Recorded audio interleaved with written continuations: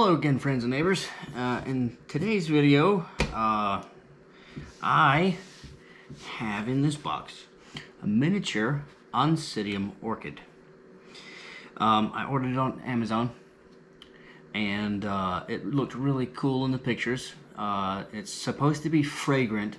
It's also supposed to be, and this is all the things that they promised, it's also supposed to be blooming size, mature, and it's also supposed to, if it doesn't have a bloom spike on it now, it's supposed to produce one very soon. So we're going to see. I'm also going to try and take some macro photographs with my my Canon here so that I can get in real close to it, because the GoPro, it doesn't really work up close. It doesn't really focus on things up close. So, all right, so let's break into this thing. Again, I've said this so many times in the past. I love Amazon. I mean, Amazon and eBay, if they start selling groceries, all of the grocery stores and places that we normally go will disappear. They will become a thing of the past, which is a good and a bad thing. You know, people need jobs, but it'll be more convenient. Okay, so the first little thing I have here, a shipping label, and then carrying instructions. Okay, so here's what they say. The plant can be grown in pots, but grows better mounted. It's supposed to be mounted to a little piece of wood as well. If possible, keep the environment moisture around 50 to 70%. If the environment humidity is too dry, please grow the plant in a pot, which helps keep moisture levels at an adequate level. The plant should be kept in ambient room lighting with no direct lighting or sunlight. Use a half a strength of orchid fertilizer once per week. Okay. Suitable temperature range for plant is 70 to 80 degrees. The plant can bloom annually under care. And then it's got, you know, a contingency plan on there just in case if it is damaged or if there's anything wrong with it. So before I open this, I'll give you a little backstory. When I was a kid, I had a fairly extensive orchid collection. Now I know that's kind of strange for a kid to have, a little boy to have. Some people would think that. I don't think it's weird, but I had a large, extensive orchid collection, and I had many different kinds of orchids, and they were all very healthy, and they all bloomed quite a bit, quite often. Which is the odd thing about orchids is most orchids actually bloom in the wintertime here in Florida, which I've always thought was kind of funny. They went by the wayside due to my parents'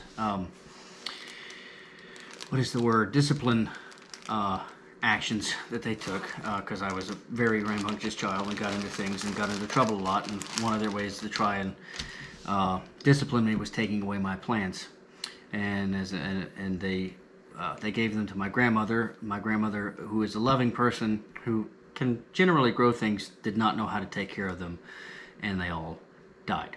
So since then, I've had a kind of a sour, bittersweet taste in my mouth when it comes to orchids. But here recently, because now that I've got my own house, I've got my own place, my own rules, I've decided to give it a shot again. So I figured, well, we'll just go with something small to begin with and see if I can reignite the fire. So first of all, it was in a plastic bag, as you can see. It was wrapped in a small paper towel, and wow. It is tiny. Oh my goodness. Oh, I need tweezers. I don't know. So at first glance, it is mounted to what looks like I think that's osmunda fiber, I think is what that is, or it's tree fern fiber. It's something along those lines. I just want to clean it up a little bit. Gotta remove some of this stuff.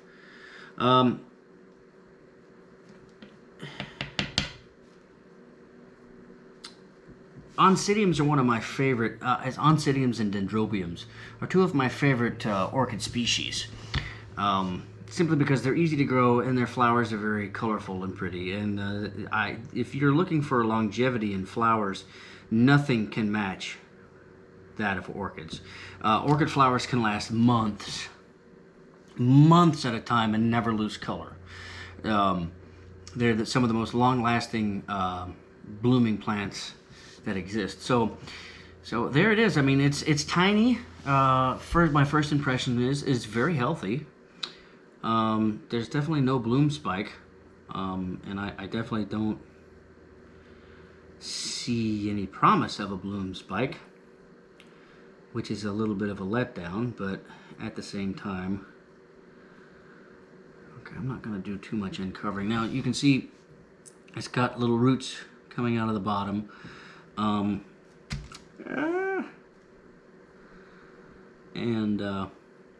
So it's just wrapped in sphagnum moss, and it is tiny, which is what I was hoping it would be. So I'm gonna try to get some close-up pictures of it, some better pictures and photographs, and to show you. And then what I'll do is I'll also add a picture of the flower that's it's supposed to have, because the flower is almost the same size as the plant, if you can believe it. Yeah.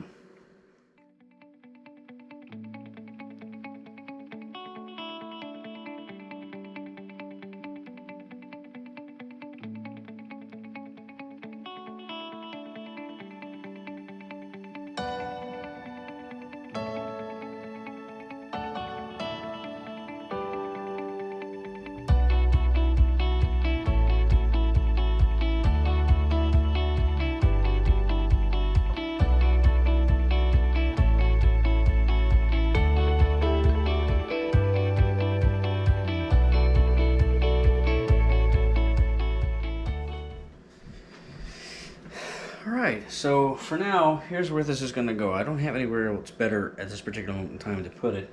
I've got a little bowl of water here just to increase the humidity right around it in its general vicinity. I'm probably going to wind up putting it in its own little pot.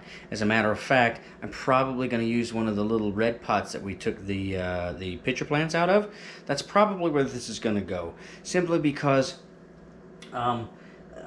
my house is not that humid. I mean, I know I have aquariums, but the sphagnum moss is probably going to dry out a lot faster than I'm going to be able to keep up with it. So I'm probably going to take it off of that piece of bark there and put it in its own little pot and just let it go to town there. So for the time being, that's where it's going to live. Now I will give you updates as it grows and as it gets to the point where it's ready to bloom, but for now this is its home, and I think it's going to be okay. Also in the future is going to be an update on some more pitcher plants that I have. These during the summer, this one and the other one that's up there, were absolutely gorgeous. They were absolutely beautiful, but winter hit and they dried out a little bit. So right now they have their winter resting buds, so they're not going to grow much more until summer, and then when that happens, I'm going to put them in much bigger pots, and much bigger decorative pots, self-watering pots, and put them back outside and let them do their thing. But that'll be another video all to itself. But as always, thank you for watching. If you liked, please subscribe, leave a comment if you were so inclined, ring the bell for notifications, and depending on where you are in the world, I hope you're having a good time of it, and I'll see you in the next one.